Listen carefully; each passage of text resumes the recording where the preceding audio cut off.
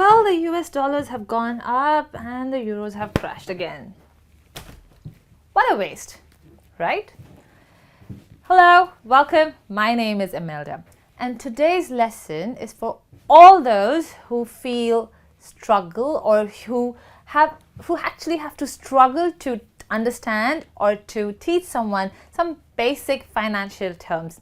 If you are one such person, relax my child, your prayers have been answered. Because today we will be learning basic financial vocabulary.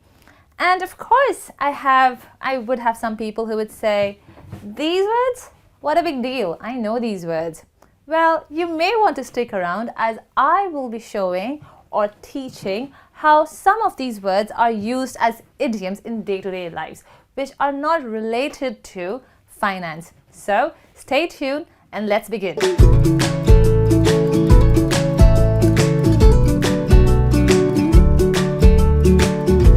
First word I have for you is currency. What is a currency? Currency is a form of money used in various countries. Now there are 6 different currencies which are recognized throughout the world. When I say recognized, I mean that if by any chance you get hold of that particular currency, you may want to go to a bank and they will exchange it for you because they will respect that currency and give you a local form of money. So what are the 6 forms of currency which are valued or respected throughout the world or recognized throughout the world? Here they are. The first one is US dollars, popularly known as USD. Then we have the British pound, and the symbol looks very similar to L. We have euros from Eurozone. We have Japanese yen. We have Australian dollars and Canadian dollars, right? Now these are the 6 forms of currency used, recognized throughout the world.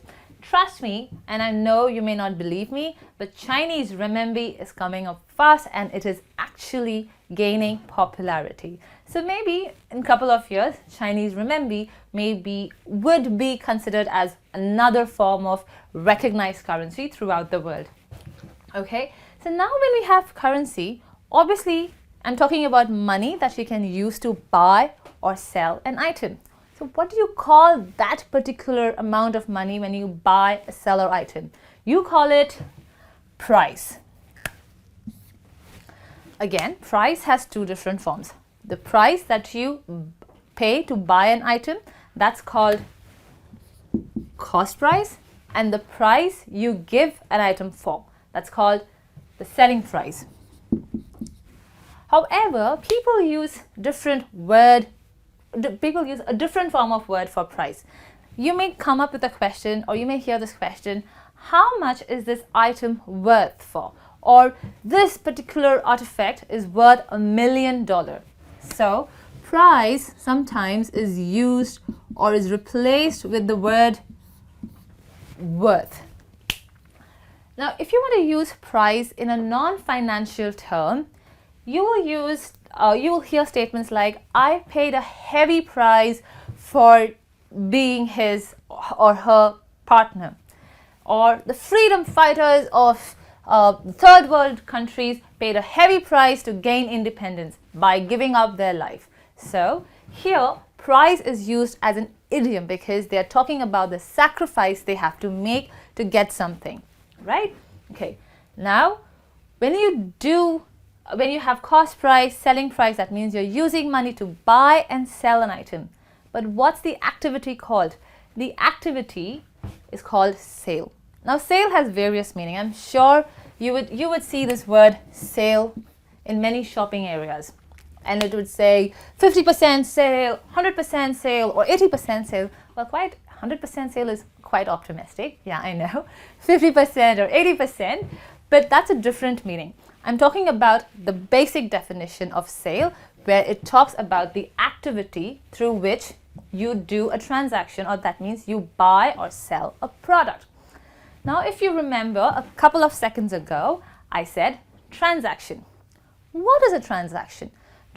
If sale is an activity, transaction is a process. It's a process through which this buying and selling of services or products take place. So transaction is a process, whereas sale is an activity. Of course, what happens in profit? What happens in a process? You gain or lose something. You do something, right? So what do you get? When you do a sale, when you buy and sell an item, you may end up having a profit. That means if I buy an item, let's say for $10, but I sell it for $12, I made a profit. Agreed? Right? A different word for profit is gain. I can say I made a gain of $12 or $2. But if I buy an item for 10 and sell it for 8, I made a loss of $2. So anytime if your selling price is above your cost price, you make a profit. If your selling price is lower than your cost price, you make a loss. But there are times when you buy an item for $10 and you sell an item for $10. What's that point called? It's a break-even point. That means you're not making a profit, you're not making a loss.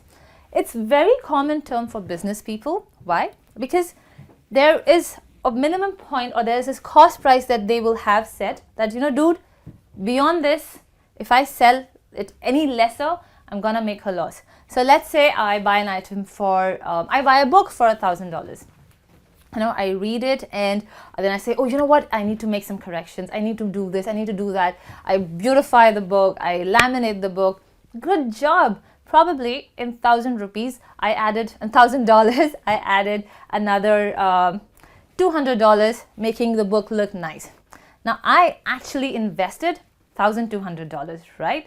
So anytime if a person comes and tells me, hey dude, can you give me that book for like $1,000? No, I can't, because I need a minimum of $1,200 to at least not have a loss. So that point is called a break-even point.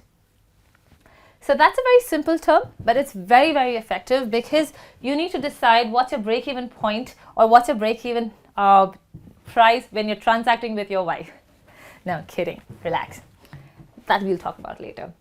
So moving on to the next word I have is discount. Remember I talked about sale and I immediately told you that, oh, sale, I know, shopping, I know. Yes. Why? Because discount means a lower price. That means maybe a book or a lovely dress cost me around $80, but it's on discount and now it's costing me only $60. That means it has gone lower than the offered price. Again, discount has various words. They say it as offer price, or they say as a sale price. Okay. Now, how do you use discount in a day-to-day life or not related to finance? You will hear, or if you want to say to someone that, hey, don't discount me, or hey, don't discount my effort. It actually means don't underestimate me. So that actually the word discount means you're underestimating the value of a product. But some people use it as, hey dude, you know what? Don't discount me.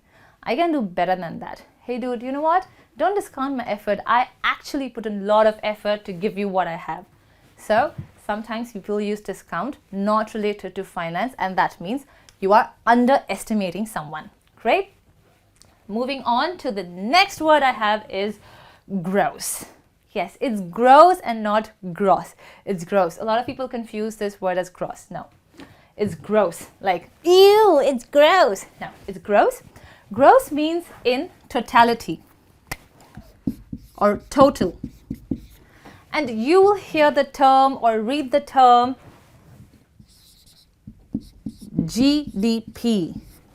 What's GDP?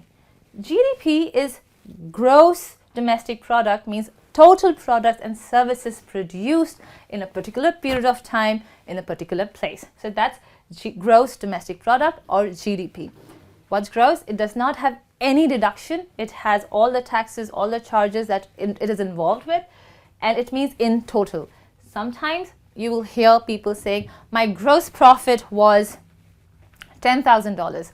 When they say gross profit, if you go to a shop and they say the gross price is $10,000 or your gross salary is, let's say $5,000 a month, it means they're talking about salary in total and they're not talking about taxes. So that's a killer, by the way. Okay, so that is your gross. But if it's your gross and I'm not talking about your taxes or your deductions, and if I deduct all those things, what you will have is net. So my dear salaried people, or if you're going for an interview, you may want to ask this question. Thank you for this opportunity. What is my gross salary? They will say, perhaps, well, to be really lucky, they may say, your gross salary is $10,000. Ooh, nice, I love it. But hold on for a second. You need to ask, what is my net salary? Why? Because your net salary will minus away all your taxes and fees and any other deduction. And guess what? For all you know, your net salary is just $2,000. Ouch, that hurts. Yes, that hurts. Yes, that hurts. So, if you're talking about salary, if you're talking about profit, if you're talking about any business transaction, these two words are very, very important because these two words can be a deal breaker. All right? So I hope you learned these beautiful vocabulary, these beautiful words, and next time perhaps when you open up a financial newspaper or a magazine, you are a little more clear of what these words actually mean.